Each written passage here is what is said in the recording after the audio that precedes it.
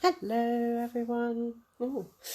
Excuse my very tired look. I am 1 week into being at home, and it's been a long week. How is everybody today? How's everyone feeling about schools being closed? I think we had that chat yesterday, didn't we? I'll just give it a minute. Right. Hello. I don't know who's that. Just give me a wave if you can hear, or a thumbs up or something. Sorry, spotlight right above my head. But you'll just have to deal with that.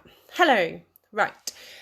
So I'm not quite as organised today as I was yesterday. So apologies. On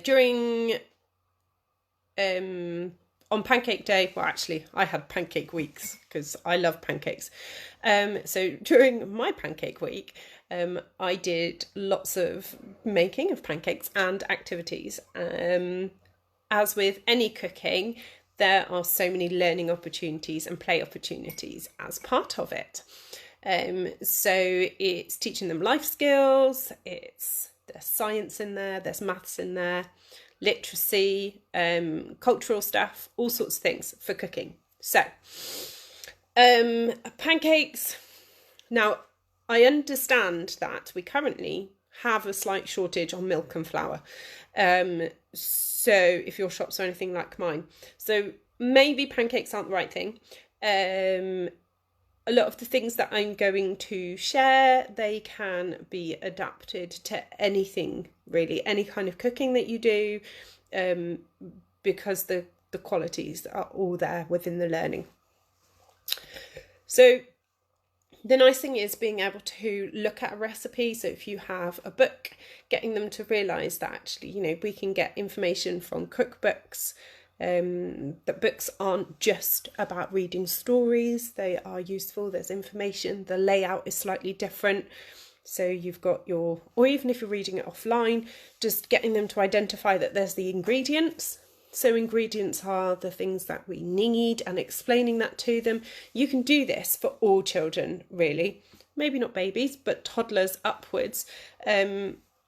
Yes, talking about ingredients, what ingredients are, what the actual ingredients are, and then how much of that you need. So when you're cooking with children, I generally try and convert stuff to cups and tablespoons. It's obviously not always possible, but I do, just because it allows them a little bit more independence. If you're teaching number recognition, you can, evening Emily, you can maybe draw the number, or draw the amount of cups that they might need, or draw the amount of spoons that they might need, and support them in weighing it out that way. So you're getting number recognition, you're getting counting, and also measuring in there. I did I think it was half a measuring thing of milk, and I talked about, we're going to fill it halfway, and I drew a little mark on the line, on a line, to say that was that. But I'm introducing vocabulary such as half and things like that. And as I said the other day, these activities are all about expanding their vocabulary and understanding of day-to-day things that we do. So that's your ingredients, what you can do. You can also look at your ingredients. Now, this is especially fab for little ones. Because it's cooking, I generally wouldn't do this until you've started introducing solids, because we know babies put everything in their mouths. But popping them in a high chair, and putting a bit of flour in front of them so they can play with flour, feel those textures. They can try it. It's not very nice. They won't do it very often. Obviously wouldn't give them raw egg, but older children, they could crack eggs, and see actually the different kind of textures and colours within an egg, especially if you use fresh eggs. How many of you are thinking of getting chickens so you can actually get hold of eggs? I live in the countryside, on the Contoc Hills, so there's quite a lot of people that have eggs well, have chickens so I can get eggs from, because you can't get them in any shops. So let them play around with the ingredients, let them touch them and taste them, even the ones that we as adults I wouldn't put flour in my mouth. But actually children like that experience and like to be able to do that. So let them explore the ingredients that are safe to explore, and talk to them about what they feel like and what they taste like. Again, expanding that vocabulary. And talk about the properties of the material. So is it a liquid? Is it a solid? What does it mean if it's a liquid? Can we pour it? So flour is quite an interesting one, because you can kind of pour flour. But yeah, and just look at the different properties, how they're the same, how they're different. Also, you can look at, oh sorry, I've just scanned my notes up too high. So really cracking into eggs. Yes, Joshua loves cracking an egg. Oh, you're allergic to eggs. Joshua has a slight allergy to eggs, I think. So talking about the liquids and solids. Now, any cooking I do, I try and make sure that they can do most of it. I'm not one of those that allow the children to just observe and learn through observation. Then they need to take part as well. So let them mix the ingredients. They may need some assistance, but let them mix them and talk about how it's changing. And especially if you're making pancakes and it becomes lumpy, it's like, oh, what's happened here? You know, do we want pancakes with lumps in? How many lumps can you see? How big are the lumps? Oh, that's a really big lump over there. This is a tiny one. Again, you're getting that comparison and that vocabulary.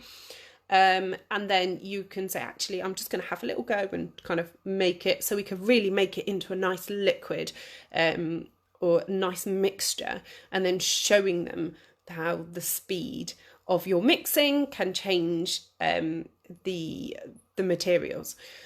So ask them, what is it they can see now? How has it changed? Let them guess what they think is going to happen when you put it in heat, for example. What do they think has caused the changes? So you can also look at anything that kind of is changed by temperature. So you can adapt this to melting stuff, freezing stuff, cooking stuff, anything like that. There's some great stories about pancakes, but obviously there's always stories about food. So any food that you choose. So pancake ones, there's Mr. Wolf's Pancakes, The Runaway Pancake, Eric Carle's There's a Pancake story. There's lots on YouTube that's got stories and videos. So with babies, as I said, you can just get them to hold some ice. And that can be under sort of around 6 months. So before they've introduced to solids, because obviously it's just water. So they can hold it, just do them some ice chips or some little ice cubes or something, just so they can experience that extreme temperature in a safe way. And watch it melt, and then let them play with that little puddle of water on their tray. So with toddlers and preschoolers, anything mixing ingredients is great. Letting them touch them and describing them. Obviously, if you're doing things by the hob, I always talk about the hob is hot. I've got an electric hob, so mine's orange if there's nothing on there. So just explaining to him what that means and how he can be safe. It's a great opportunity for that. And then we'll talk about sort of how the mixture changes, and then we can try the pancakes. Trying is always the best bit. So talking about the textures and the taste and the smell and what it's a bit like and what it's not, very different too.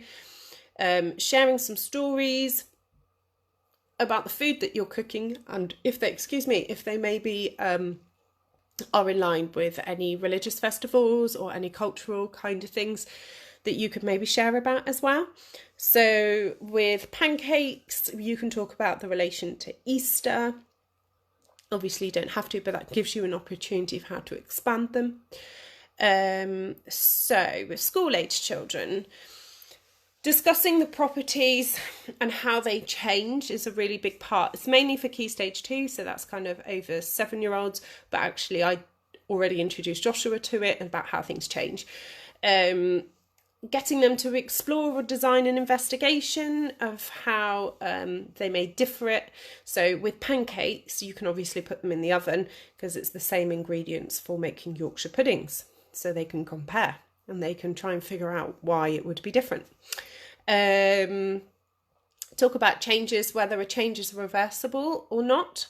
So obviously you can have a solid, so you can have something like chocolate or an ice cube that is a solid, and you can subject it to heat and it will melt, and then if you subject it to cold it will become a solid again, so that is a reversible.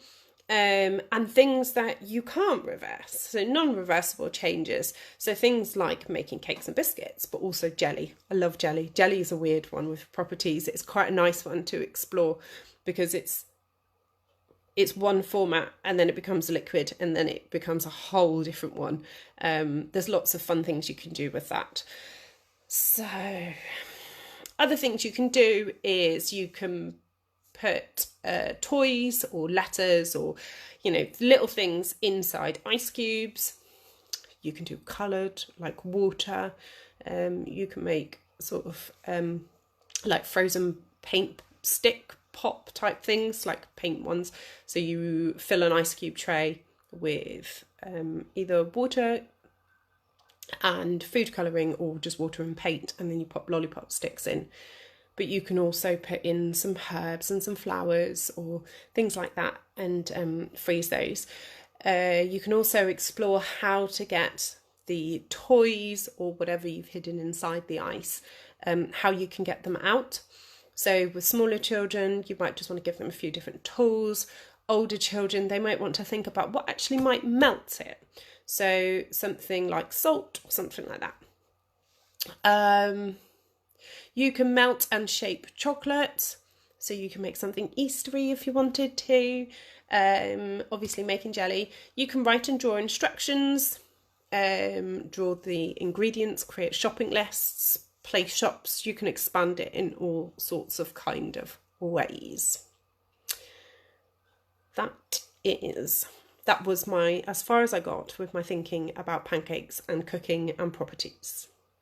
Does anybody have any questions? I'm aware this one's a little bit older, possibly than the water play one that I did yesterday.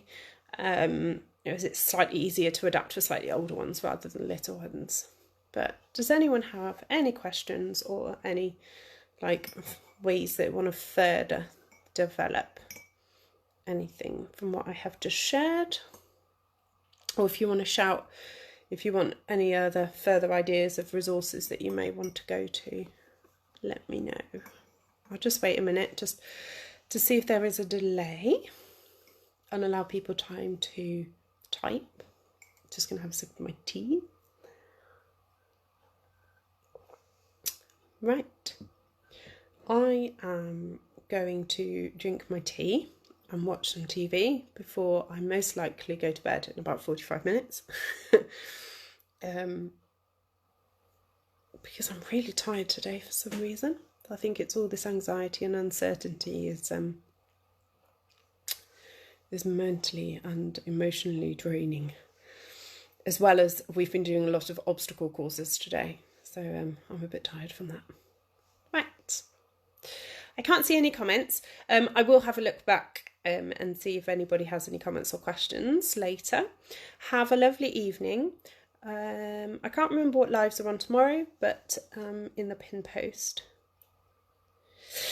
Any tips for getting reluctant cookers into the kitchen? What do you know what's making them reluctant? What's their barrier? Is it being in the kitchen? Because cooking doesn't have to just take place in the kitchen.